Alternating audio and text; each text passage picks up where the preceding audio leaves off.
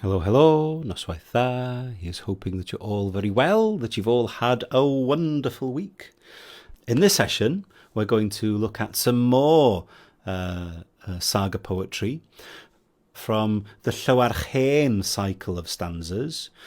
Llywarch Hen is a very interesting character, probably the cousin of Urien of Rheged, the patron to the historical Taliesin back in the late 6th century. In this poem that we're going to be looking at, and in the Llywarch Hen cycle in general, Llywarch appears to be himself by this point in Powys. So even though he's the cousin of Urien, and Urien of course is king of Rheged, Rheged being next door to Northumbria, that darker green patch, which is now, of course, Cumbria. That's where Rheged was. Even though Llywarch is cousin to Urien, king of that kingdom there, the poetry actually takes place on the Shropshire border. So where you can see the border of Mercia and Northumbria runs in a line between the north and the south and meets at a junction with the Welsh border. That's roughly the area that we're going to be speaking about in the poem we're looking at this evening. Now, Llywarch Hen, Llywarch the Old, may have been a historical character, but he's really a legendary character in the poetry and a legendary character in the Welsh tradition. And there's a very interesting set of poems associated with him, perhaps by the same poets who wrote the Heledd poems, certainly in the same genre, certainly writing in a very, very similar style. These very pithy, gnomic, proverbial lines arising throughout this very solid and compact poetry, sort of suggesting words of wisdom and these deeper perspectives in the poetry. The poem we're going to be looking at is a dialogue between Llywarch the Old and his son, Gwyn. Now, according to Welsh tradition, Llywarch had 24 sons and they all died in war. They all died in battle. And this story and the poetry associated with it gives us a very unique perspective on the heroic ideal. It's not the heroic ideal we usually expect to find in Welsh poetry, which is all big swords and brave men and generous warriors and fierce fighters and the typical Disney version of the heroic ideal. The heroic ideal we find in this poetry is actually far more complex and far more involved, far more interesting. I'll just read you the poem and I'll talk through the standard interpretation of the poem because it's very interesting. So this is a dialogue between Gwyn, who is the son of Llywarch, and it begins with Llywarch saying, "Thin is my shield on my left side.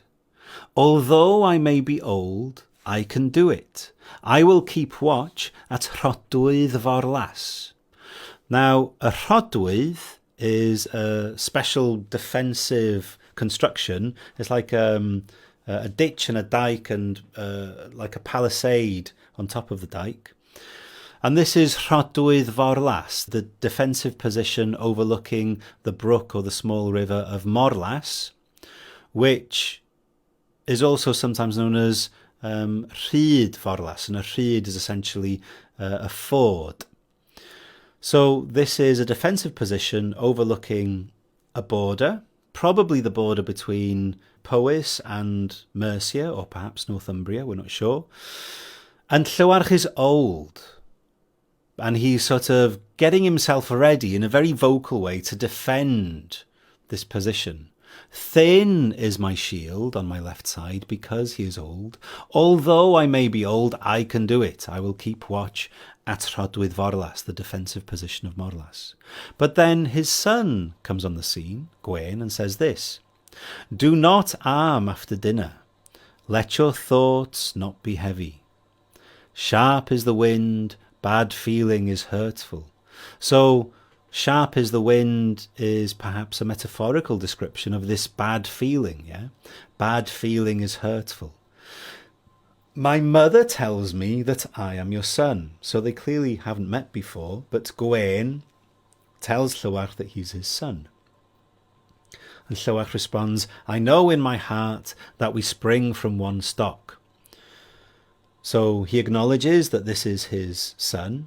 You must be my son. I acknowledge you. I know in my heart that it's you.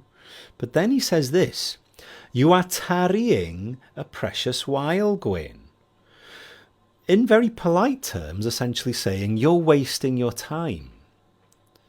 You are tarrying a precious while, Gwyn. Now notice Gwyn has already said to his father, do not arm after dinner. If you've eaten, you shouldn't be getting ready to go out to fight. It's bad for you.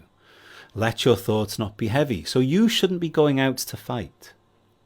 But he's also responding to some bad feeling. Now we'll explore what this bad feeling is later on in the poem. But it's worth pointing out that the scenario here is Llywarch, who is a very old man, has turned up to defend this position on the border. His son, a young man, turns up and says, no, you shouldn't be getting ready to fight. I am your son. And then Llywarch says, oh yes, you are my son, but you're tarrying a precious while. Now, what does that mean? In the next section, Gwyn says, sharp is my spear, bright in battle. I intend to keep watch on the ford. So I'm going to defend this position. You don't have to. Although I may not escape, God be with you.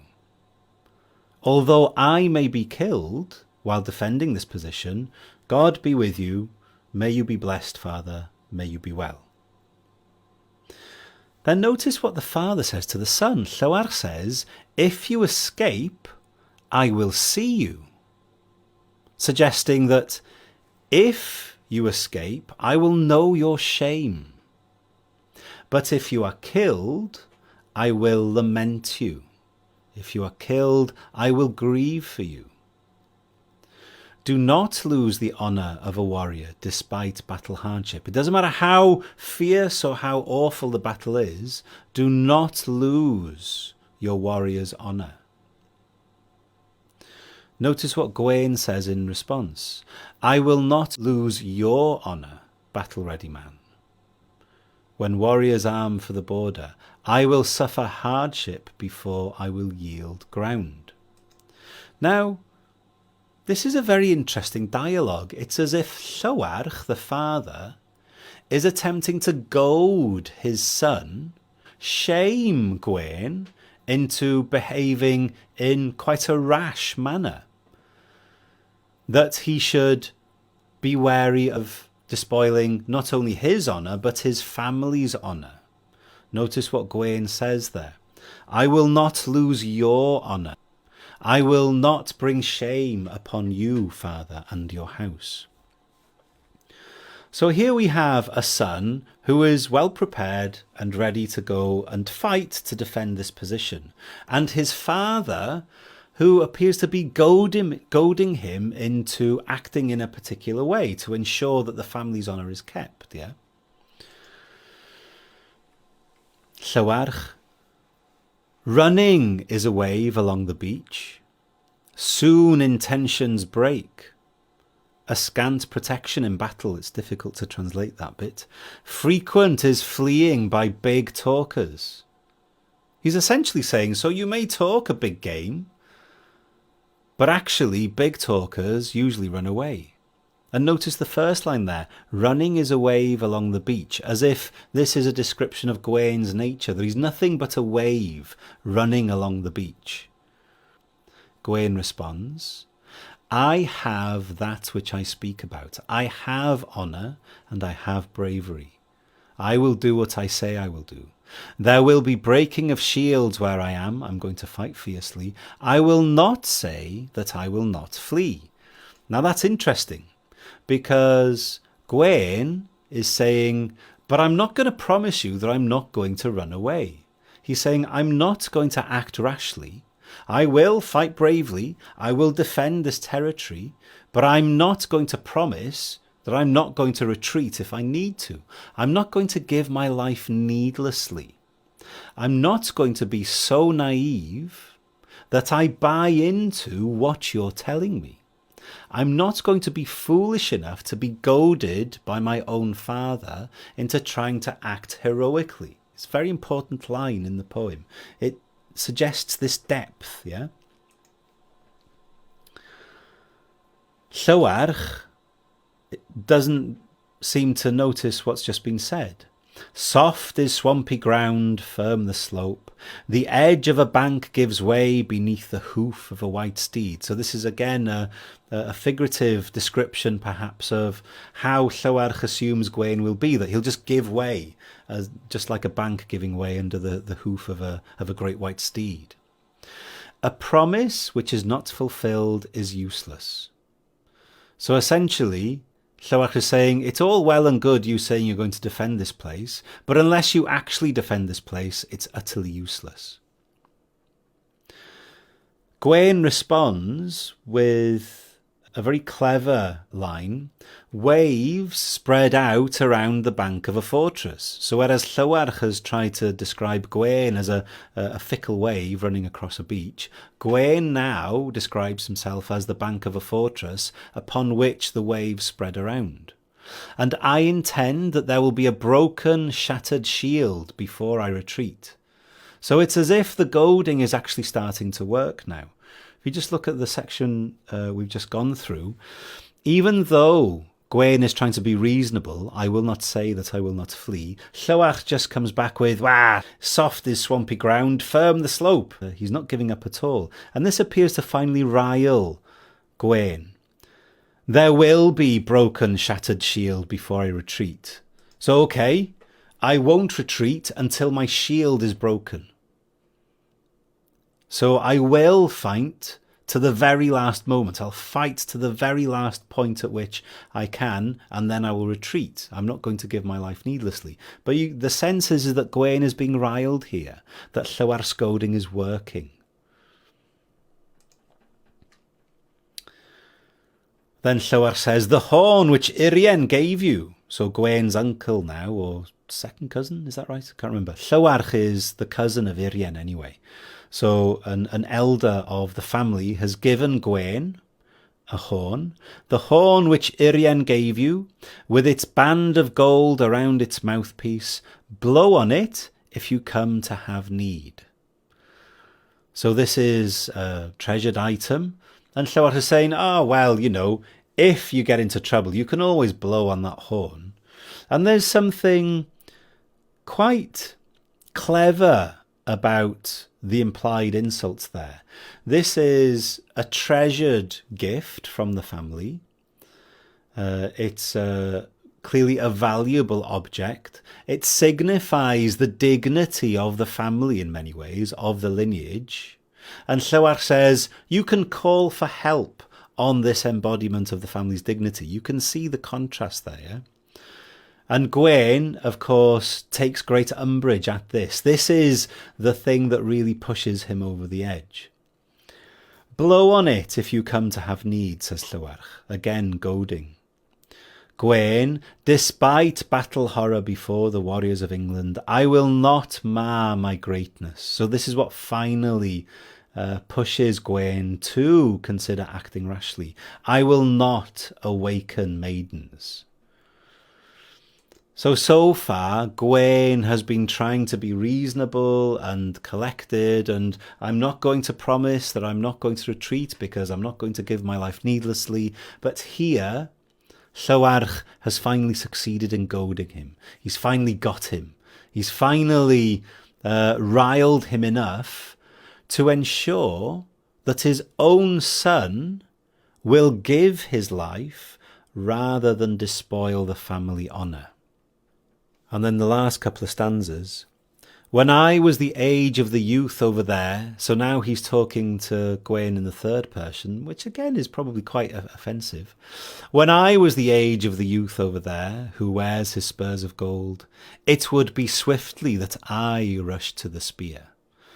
So Llywarch saying, when I was your age, lad, I would always dash off to battle as quickly as I could. And Gwyn retorts, and he's obviously hurt here. He's obviously been offended by his father. Certainly your assertion is true. You are alive and your witness slain. Essentially saying, well, yeah, you say that, but everybody who was with you, everybody who was in that battle with you is dead. You survived. And then there's the last ambiguous line in the poem. No old man was a weakling in youth. Now, I'm not sure if that's sarcasm. If what Gwyn is actually saying is only men who were weaklings, who didn't go out to fight, ended up being old men. Or maybe he is trying to appease his father at this point. We're not sure. But so far, the poem has been about the antagonism between the father and the son. So it would make more likely if this last line was sarcasm. In this first poem, what we've got in many ways is a father who is willing to sacrifice his own son so as to protect the family name. This is surely an inversion of the heroic ideal. This isn't how the heroic ideal is meant to work. The heroic ideal is essentially meant to inspire greatness in young warriors. It's meant to urge them to fight heroically and to be big, brave men and fierce and generous to their bards, but fierce to their enemies and, protectors of the land and all that good stuff. But here, the heroic ideal is being used to goad a young man into acting foolishly. This is where the complexity of this version of the heroic ideal comes into view. And we'll finish off describing this complex heroic ideal next week when we come to discuss the next poem, and that's the lament of Llywarch Hen. Llywarch Hen lamenting the death of Gwyn, who does go off and does act rashly and does stay too long defending the Brook of Morlas, and he does die.